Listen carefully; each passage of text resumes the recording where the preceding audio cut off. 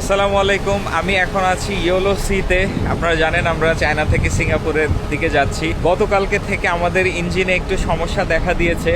সমস্যা সেটা হচ্ছে যে আমাদের ইঞ্জিনের যে জ্বালানি খরচ সেটা গতকালকে থেকে বেড়ে গেছে। জাহাজ যখন এমটি অবস্থায় থাকে তখন আমাদের প্রত্যেক দিন 33 টন মতো জ্বালানি প্রয়োজন হয়, আর যখন জাহাজ লোডেড অবস্থায় থাকে তখন প্রত্যেক দিন 40 টন মতো জ্বালানি খরচ হয়, অর্থাৎ 6 থেকে 7 টনের মতো ডিফারেন্স থাকে। এখন যেটা সমস্যা দেখা দিয়েছে সেটা হচ্ছে যে জাহাজে কোনো কার্গো না থাকার পরও, জাহাজের ওজন কম থাকার পরেও, ব্যালাস্ট কন্ডিশনে থাকার পরেও জ্বালানি খরচ হচ্ছে 40 টন। আজকে যেমন 41 টন খরচ হয়েছে, অর্থাৎ ইঞ্জিনের পাওয়ার বেশি লাগতেছে। এটার কারণ কি হতে পারে?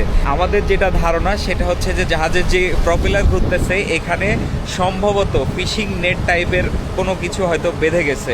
ফিশিং নেট এই জন্যই আমরা ধারণা করতেছি, কারণ আমরা যখন চায়নাতে আসি তখন প্রচুর পরিমাণে ফিশিং বোট, ফিশিং নেটের মধ্যে দিয়ে আমাদেরকে যেতে হয়, ফিশিং গ্রাউন্ডের মধ্যে দিয়ে যেতে হয়।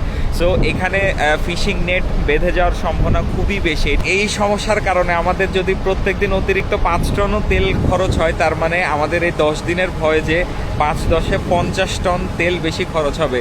50 টন তেল মানে $35,000 তেল অতিরিক্ত খরচ হচ্ছে। $35,000 বাংলা টাকায় কত আপনারা হিসাব করে বের করে নিতে পারেন।